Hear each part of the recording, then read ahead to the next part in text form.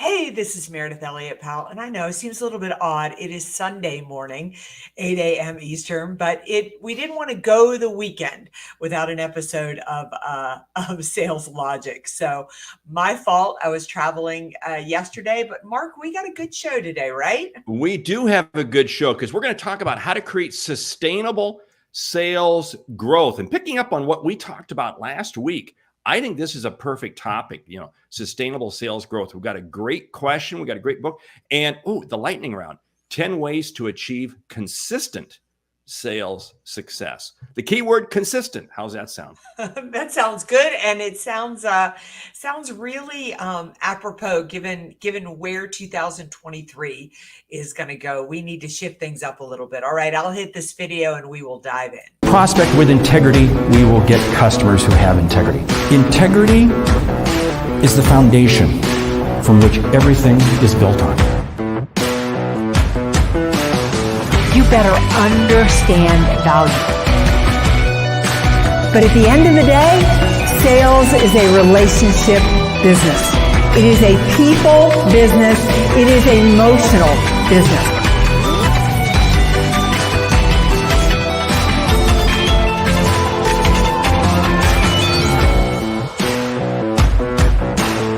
This is Sales Logic.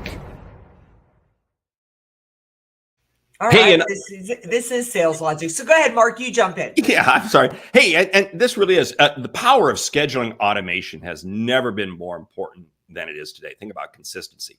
Your sales team needs a solution to easily meet with prospects at the right time, every time. With Calendly, you can turn more meetings into revenue, accelerate your sales cycle, and increase your win rate when you use Calendly to automate your scheduling. Finish the year strong and request a demo of Calendly today. What a perfect sponsor to have as we talk about consistency. Yeah. Go ahead, Mayor. I mean, I use Calendly and I love it. If anybody listening right now, you really should schedule a demo. It is going to line up perfectly with the show that we have today. So before Mark walks you through the details of the show, I'm going to go ahead and kind of do an overview of how the show works. For those of you who join us every week, we always start with a question from you, the audience. So if you ever want to be a part of Sales Logic, just go to saleslogicpodcast.com. Throw your question in there, or just reach out to Mark or to me personally.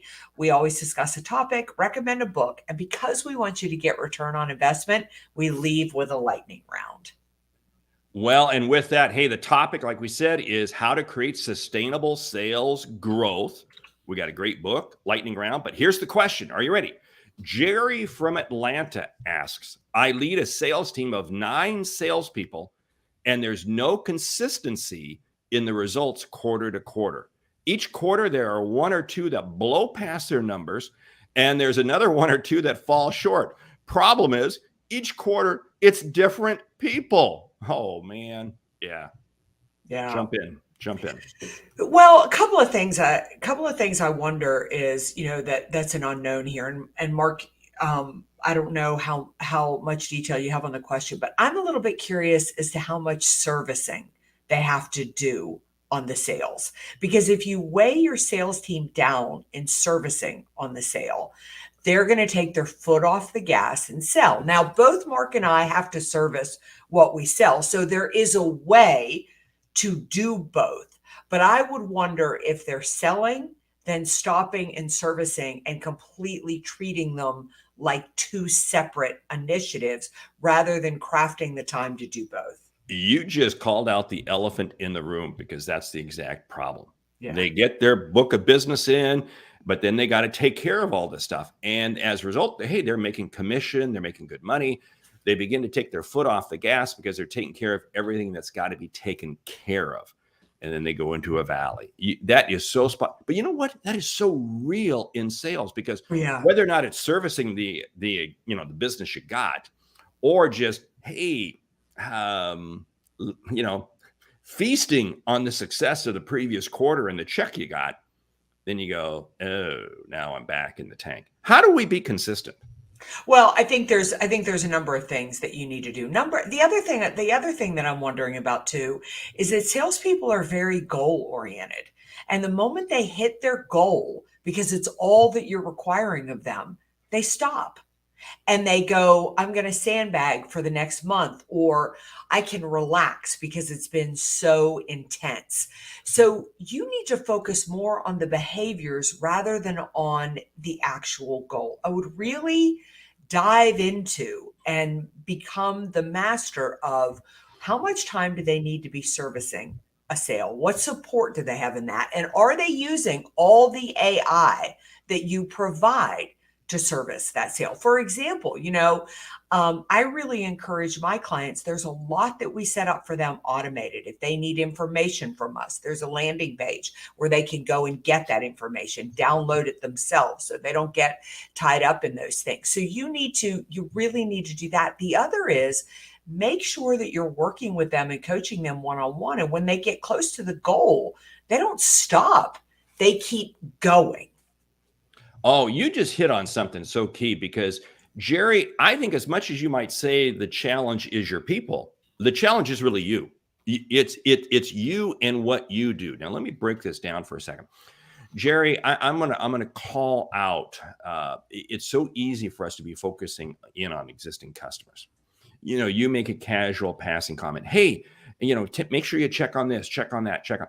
And what happens is then salespeople begin to put all of their time and focus on the existing account. And then, Jerry, the other thing is being goal oriented. Mary, you are spot on. Salespeople are goal oriented. But here's the difference. I think it's more than just behavior. I think it's mindset. If you look at the top performing salespeople, and I'm going to put Meridith, I'm going to put you in that thing. You can set a goal, but you know what? You don't stop when you hit that goal because your achievement is really to go past that goal. I've seen this consistently in the top 1% of all salespeople. The objective is not to achieve the goal, but to blow past the goal. But that's a mindset. Jerry, you've got to be working with your salespeople to sit there and say, hey, why are you allowing yourself to achieve this level of success? You can go far beyond that. Now, how do you paint that picture? They have to see you doing the same thing. Jerry, Absolutely. You've got to be modeling this behavior. Yeah. I would also add to that the fact that you need to help them understand why they are making life so much more difficult for themselves.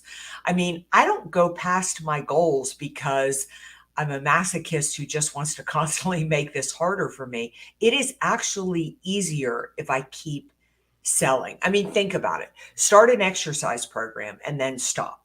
Eat right and then stop. Try to change any kind of habit and then stop doing it. It is so hard to get back on the bicycle and start riding again. But anything that becomes a way of life actually becomes easier to do, and you get more momentum and more leverage to that. Oh, what you just said really hits the word sustainable because it's consistent. You can't be sustainable unless you're consistent. And I look at far too many salespeople today. Their average daily routine, my customers are different. No 2 days are alike. No 2 days are alike. Hey, you know what? Everybody can sing that song. Your objective is to say, hey, am I going to allow my customers to manage my time, or am I going to be in control of my time? Now, I'm not saying that you ignore your customers. No. What I'm saying is that you have consistent activities that you do. And Mayor, what you just said, you can't just get off the bike and stay off the bike and then suddenly get back on it. No, you've got to be consistent. So let's break this down for a little bit. Because again, if Jerry's got people that are performing and then sinking, performing, sinking, Jerry, I'm going to say you have to be consistent in how you set your goals for your people, how you achieve them, and all of those little to-do things that you ask them to do on a daily, weekly basis. Because I'll tell you what, salespeople become victims of their manager. I don't think Jerry's going to talk to me again after this. Well, he is if all he wants to do is achieve the goal. I love what Bill Snow said here. Focus on your leading indicators. I think this is so important right now, given for where the economy is going. And And focusing on your leading indicators means focusing on what the marketplace, the economy, the competition, those things that are going to impact your ability to be successful going forward. And when you look at that, Jerry, you may need to back up and really look at what your salespeople are doing and make sure that they're adjusting their game to be more successful. Jerry, I don't mean to pick on you, but I think that you are a sales leader who has a good understanding of the results your salespeople get, but you do not have a good understanding of the behaviors they do on a regular basis. And there is a big difference in that. Big difference in there. And there's something else there. Leading indicators versus trailing indicators. I have found time and time again that sales managers, sales leaders, and especially with CRM systems, we wind up spending too much time focusing on trailing. Well, this was the activity we did last week. This was the activity we did last month. Hey, it's leading indicators. That's how you get to consistent behavior going forward, because now what you're doing is you're planning your day, your week, your month around what's coming, not around what has already happened. And I'll tell you what, it is about mindset, because if you don't wake up in the morning with prospects. The other day, I had a chance on my other podcast to interview a gentleman who's worth 7 figures. And he made the comment that he spends 20 minutes every morning writing his goals out, his short-term, medium, and long-term goals. And then at the end of the day, he writes them out again. He hand writes them. And he does that because the focus and the attention keeps my mindset on those. And guess what? It drives my behavior. That's exactly what he said. Yeah, that's great. I love what Mark Bregman is saying. This is where a company should have a reliable customer service team who can perform those routine follow-up service tasks. Mark, spot on. But not only that, Jerry, you have to make sure that your sales team is letting go of those tasks. Years ago, I worked for a group of surgeons, and we went through a lot of cutbacks from Medicare and Medicaid. So our revenues were down before we ever did anything differently. And it was from them that I learned if I could keep the doctor in the operating room, we could make a lot of money. But the moment that the doctor checked a blood pressure, or the moment that the doctor did a task that a physician's assistant could do, the nurse could do, or one of their techs could do, even taking notes, we were losing money. And this is the same philosophy, Jerry, is you've got to make sure that you not only have a great customer service team, that AI is in place to do those things, but is your sales team letting go? Again, stop focusing on the results they get and back up to really intimately understanding what they're doing day in and day out. Oh, that is so spot on. Hey, I'll tell you what, Larry jumps in with a great comment here. Top performing salespeople are masters. Larry Levine, if you don't know the guy, well, of course, you know him, Barry. He's a great friend of ours. Great friend of ours. He says, really, hey, leaders, what environments are you creating? See, this goes back to what we've been talking about, Larry. It is so spot on. Our managers create the environment that our salespeople operate in. And going back to your comment regarding the surgery suite, I mean, that is so spot on, because that's the one task that doctor, that's the one task that the doctor can do that others can't do. And this is why you want consistent sales results. Guess what? You've got to have customer facing time being consistent. You've got to have prospecting consistent. You can't allow yourself to sit there and play those games on everything else that is happening out there. I'll tell you what, man, it drives me crazy when I see inconsistent results, because you know what's interesting? It's not that customers are inconsistent. It's salespeople are inconsistent. And that's the big excuse I hear. I don't know if you've ever heard that. Salespeople say, well, I had a soft quarter this year because customers just aren't buying. Right. Whoa, hold it. Stop the tune right there. You are inconsistent. Customers are always buying. There's always opportunities out there. Yeah, you absolutely. Got to go out and get them. Yes. Yeah. I do have to focus on Istiak, I'm probably butchering your name, but you know what? What a great idea. Could you please start an event page so we can add it to the calendar and know when you guys go live? I love this idea, Mark, and I wanted to call it out because Mark is much more consistent than I am. I move the Sales Logic schedule around, and I think this is a great idea. So we're going to take you up. So please, if you have other ideas how to make this show better or more consistent for your sales process, always weigh in. Let's see. I think we're eating our own dog food there, aren't we? In terms of Yeah. being consistent, right? Right. And Yeah. kind of almost with the topics. But anyway, hey, with that, let's really get into the topic: how to create sustainable sales growth. What are some of the things that you tell sales teams when you're working with them? I go back to this idea of the very first thing we do is develop a behavioral sales process. And I don't care how good you are. I don't care how many goals you're hitting. I don't care whatever. But if you do not have a process, let's assume that Mark hired me to come into work at his company right now. And I have to say, I don't want to brag, but I'm a really good salesperson. Every company I've ever worked at, I blow past my goals. But my life is going to be so much easier and I'm going to get up to speed so much faster if Mark gives me a sales process, what works in his company. So if you want to achieve the goal, once you hit the number, you have to break it down to the process and the behaviors.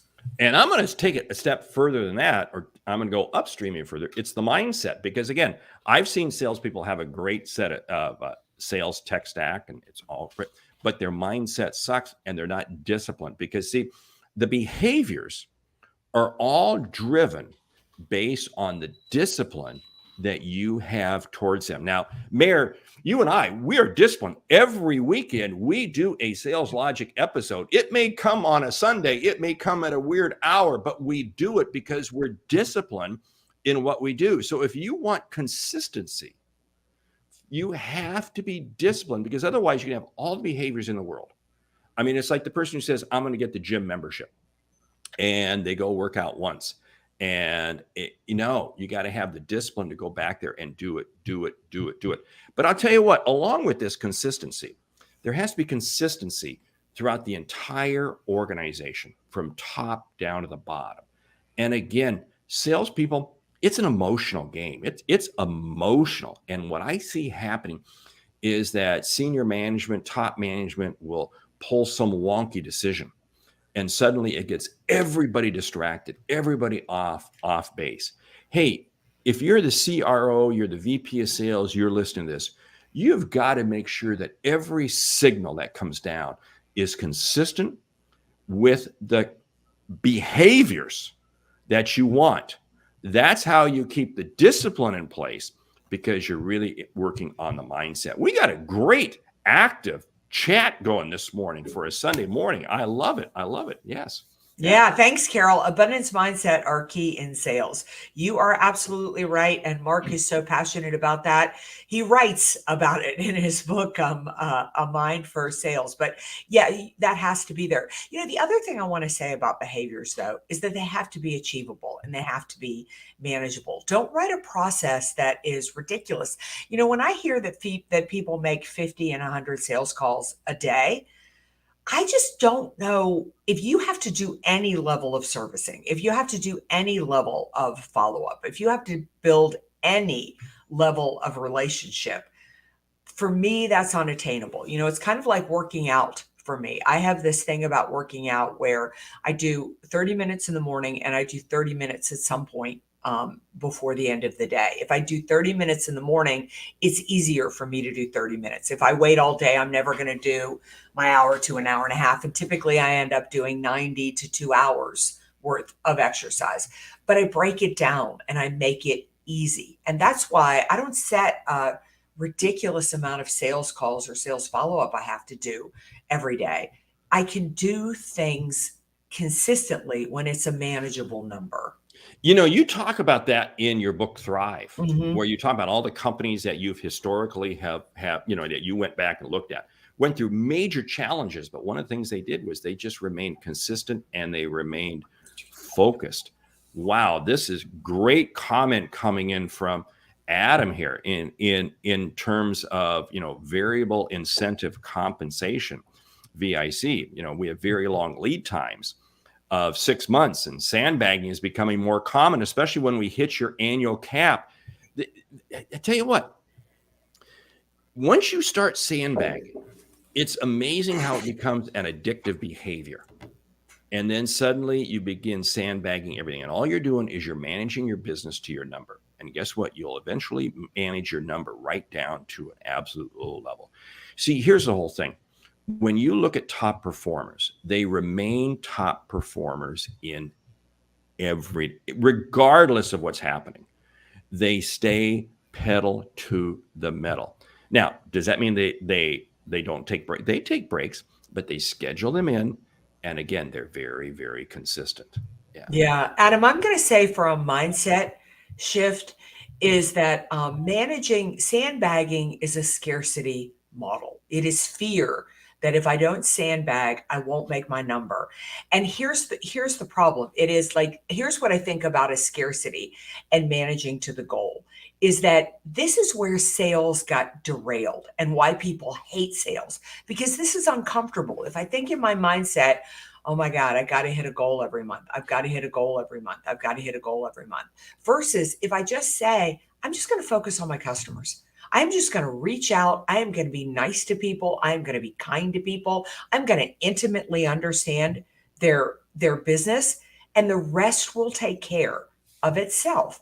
It does, especially with where we're going in 2023. I mean, you saw the show where Mark and I talked about recession, and Mark doesn't play in the game, and I do. I'm a realist, and I was listening to Jamie Dimon talk about what's coming, and that he thinks it's going to be worse than we thought.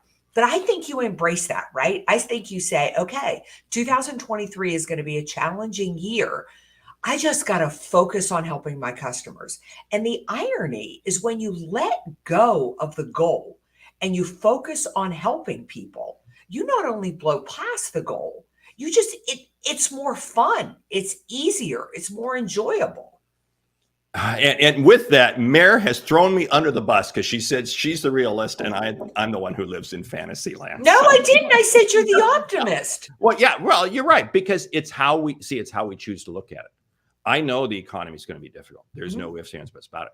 But it's how we choose to look at it. Because, see, to me, that changes my mindset, which then impacts my discipline towards my behaviors. And that's absolutely. Hey, we got some great comments coming in. We got, in this economic climate, it takes a lot of time to personalize outreach, which converts better than smashing a high quality. Yes, it is.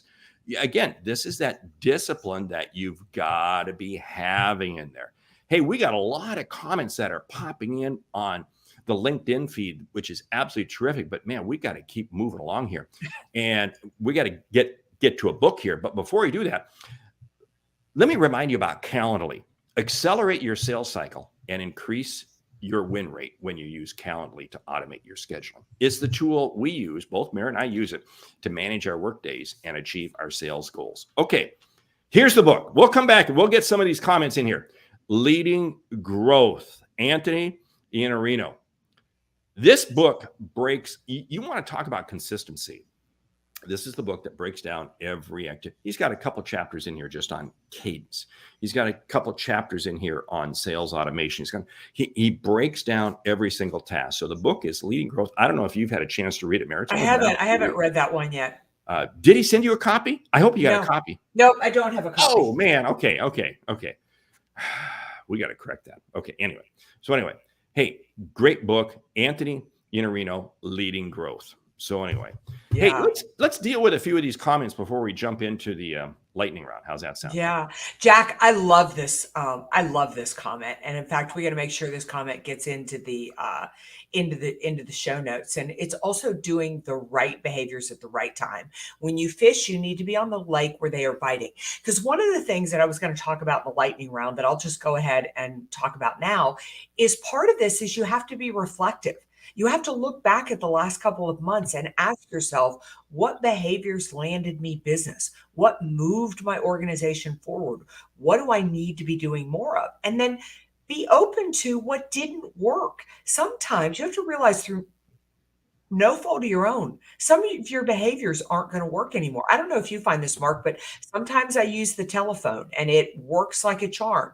And then people quit answering the telephone and I got to go to email or I've got to go to a postcard or something. I mean, like things change and you need to understand that. So it is about defining the right behaviors, but then also be open to changing those behaviors. Hey, let's get Larry's up here. Larry Levine, self-leadership plays a huge role in all this. It sure does. Discipline's the glue to, I like that. Discipline's the glue to long-term sales sustainability. Mm-hmm. It's holding oneself accountable. You know, we can't begin to lead our customers until we first lead ourselves. Yeah, I absolutely. love this. And again, this comes from, Jack and Larry. We both know them very well. They're both incredibly disciplined. Disciplined and amazing sales experts. Yes. And as a result, then they achieve sustainable sales results. Wow. Can't say that fast 5 times. Anyway, hey, you ready for the lightning round? I am. Lightning round, 10 ways to achieve consistent sales success. Go. Number 1, set up a set of sales behaviors and clearly define your process. Number 2, put it on your calendar and be consistent with how you schedule it on your calendar. Yeah, I would add to that is set aside the time that you're going to do it every day. Try to do it as consistently at the same time every single day. Be accountable to somebody else. Somebody else has to hold you accountable. Mary and I, we're in a mastermind group and we hold each other accountable and it works. Yeah. Make sure that those behaviors are doable. Do not set up a process that you can't do consistently day in and day out. Ask yourself which activities somebody else can do. And you got to find somebody else to do those activities so you can focus in on only what you can do.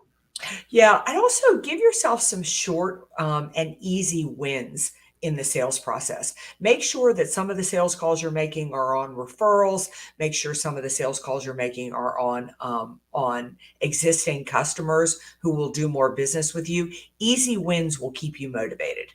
Take the time to focus on your goals every morning. Every morning you look at your goals and ask yourself, are my activities today going to help me achieve my goals? Yeah.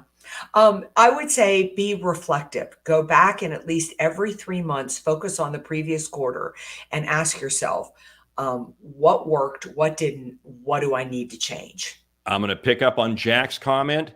He says 2023 is going to be a horrible economic year, but there'll be many industries that do well. This means predictable growth means targeting and staying focused. You've got to target the right industries. Know your ICP.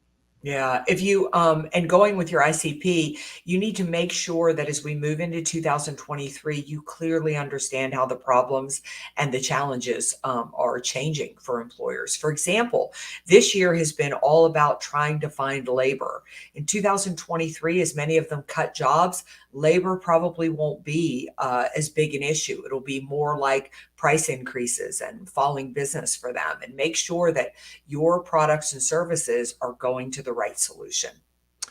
Leverage the most powerful sales app you have. It's called your mind. Stay focused on your objectives. Don't deviate from them. Don't get caught up in shiny objects. Hey, why don't you share one more and then we'll go ahead and close it down. Yeah, I would say let go of the goal. Other than the behavior one, do the right behaviors, reflect on those behaviors, adjust and change. And right now, more than anything, if you want sustainable growth, forget about your own goals and focus on your customers. Hey, huge thank you to Calendly for helping us manage our scheduling needs through automation and for their sponsorship of the Sales Logic podcast. Be sure to visit the link in our show notes and request a demo of Calendly today. With that, we want to say thank you for listening to Sales Logic this week. If you like what you hear, subscribe, rate, and review the show on your favorite podcast app. If something we've said has earned you a single dollar, consider telling a friend about our show because it's how we grow to help you grow. I'm Mark Hunter. And I'm Meridith Elliott Powell. Remember, when you sell with confidence and integrity, Uncertainty suddenly becomes your competitive advantage. and the sale becomes logical.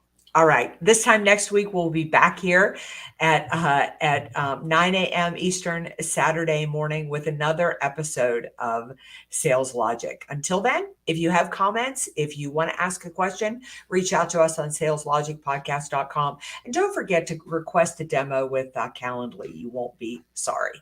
All right. We'll see you next week.